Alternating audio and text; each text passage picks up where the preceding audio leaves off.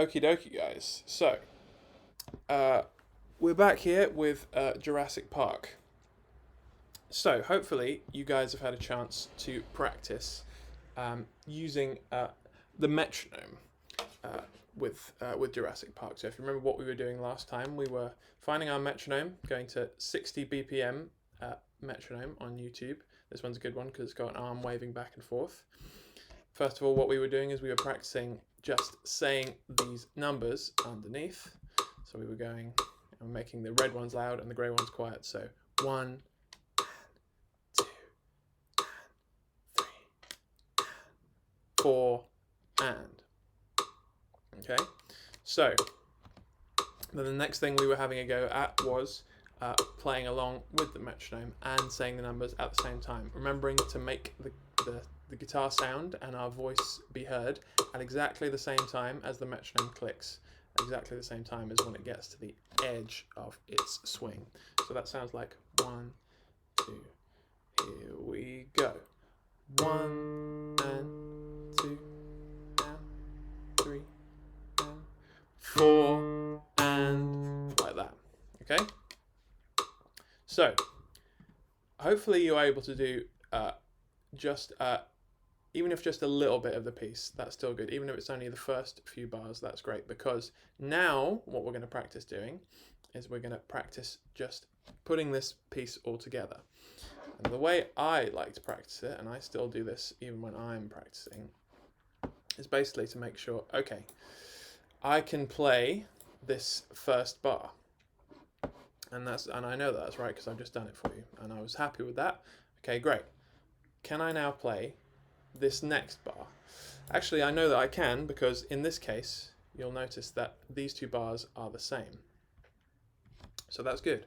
But can I now play both of these one after the other? Let's see. 1, 2, here we go. 1 and 2 and 3 and 4 and 1 and 2 and 3 and 4 and good. So I can play both of these bars together. Okay, now what I would try and do is I would say, okay, right, I can play both of those. Can I now just play this bar on its own? Okay, let's give it a whirl. 1, 2, here we go. 1 and 2 and 3 and 4 and good. Okay, so I'm happy with that one. I can play that one perfectly.